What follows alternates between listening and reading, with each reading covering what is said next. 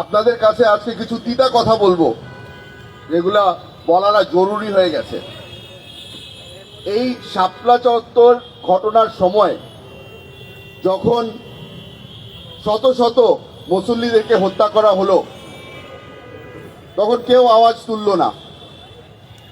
সবাই ভয়ে বাড়ি চলে গেল, চিন্তা করে যে নিজের জান তো বাঁচাতে হবে।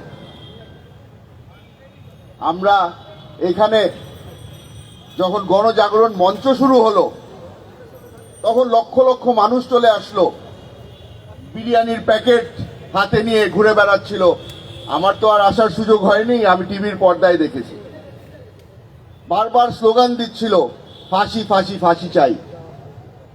গত কয়েকদিন ধরে ইন্টারনেটের মাধ্যমে, ইউটিউবে, ফেসবুকে আমিও অনেক জায়গায় শুনছি, বারবার করে ফাঁসি চাওয়া হচ্ছে।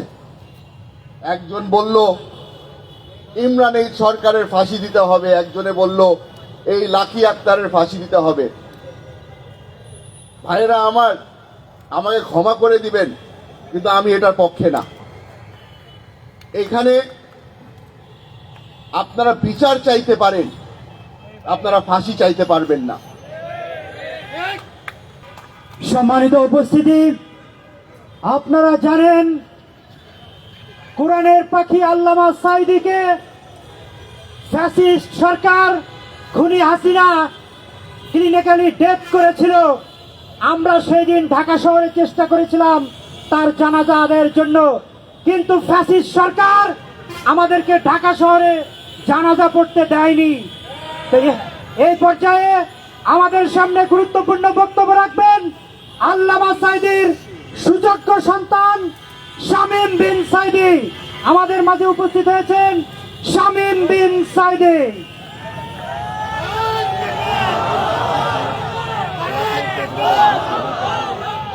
আলহামদুলিল্লাহি রাব্বিল আলামিন, আসসালাতু ওয়াসসালামু আলা সাইয়্যিদিল মুরসালিন ওয়া আলা আলিহি ওয়া সাহবিহি আজমাইন।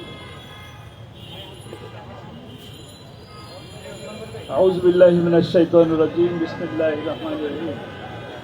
ওয়ালা তাকুলু লিমান ইউকতালু ফি সাবিলিল্লাহি আমওয়াত বাল আহইয়া ওয়ালাকিন লা তাশউরুন। শাহবাগী বিরোধী ঐক্য গ্রুপের আয়োজিত আজকের এই অনুষ্ঠানের সম্মানিত সভাপতি এবং অতিথিবৃন্দ, বিশেষ করে আমার অত্যন্ত প্রিয় ভাই হুম্মাম কাদের চৌধুরী এবং উপস্থিত মিডিয়ার সুপ্রিয় বন্ধুগণ, প্রিয় ঢাকাবাসী, শাহবাগবাসী, আসসালামু আলাইকুম ওয়া রাহমাতুল্লাহি ওয়া বারাকাতুহু। একটা সময় ছিল এই শাহবাগে নাস্তিকবাদের আখড়া ছিল নাকি? একটা সময় ছিল এখানে নাস্তিকরা এখানে এসে স্লোগান দিত। আর এখন আমরা শুনে গেলাম নারায়ে তাকবীর আল্লাহু আকবার। নারায়ে তাকবীর আল্লাহু আকবার সারা বাংলাদেশে উঠবে। যারা নারায়ে তাকবীর আল্লাহু আকবারের বিরুদ্ধে যায় তারা বেশি সময়ের জন্য এই দেশের মাটিতে থাকতে পারে না। এ দেশ নাস্তিক্যবাদের দেশ নয়। যারা ধর্মকে ব্যবহার করে, ধর্মকে পুঁজি করে এসেছে, তারাই বরঞ্চ থাকতে পারে নাই।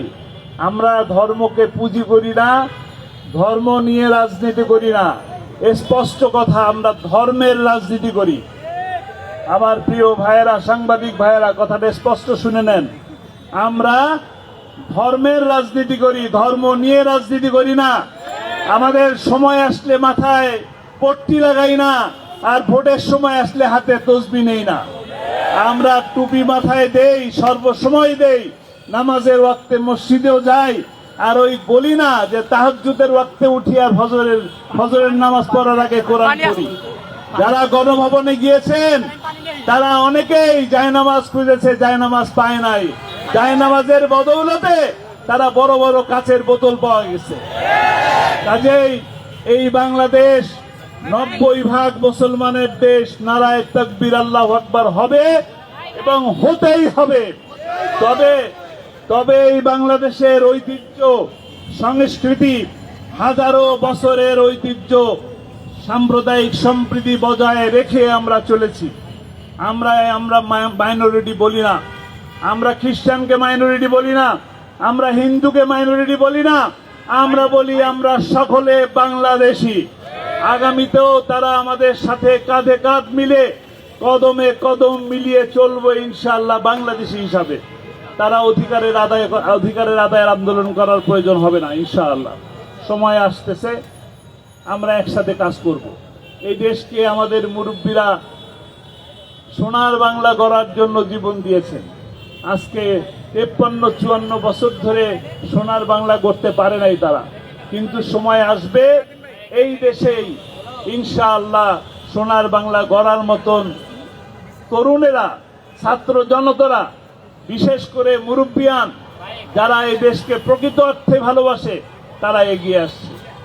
আর যারা স্বাধীনতার সপক্ষ শক্তির কথা বলতো আর রাজাকারের তকমা লাগাতো, তারা বাংলাদেশে থাকতে পারে নাই, থাকতে পারবে ওরা, থাকার কোনো সুযোগ নাই।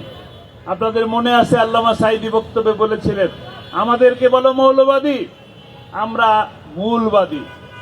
মূলবাদী কারা? যারা কোরআনের সাথে থাকে, ইসলামের সাথে থাকে, যারা দেশের সপক্ষে থাকে, তারাই মূলবাদী। আর তিনি বলেছিলেন তোমরা হইলে আগাবাদী। আগাবাদী কারা? যারা দেশের পক্ষে থাকে না, যারা সময়ে তসবি টিপে আর হইল মাথার উপরে পট্টি লাগায়, তারা হইল আগাবাদী। বাংলাদেশে বেশি বাড়াবাড়ি করবা না। যদি বেশি বাড়াবাড়ি করো 12 কোটি মুসলমান গোড়া ধরে ধাক্কা মারবে। যাবে কোথায়? যাবে কোথায়? গেছে কোথায়?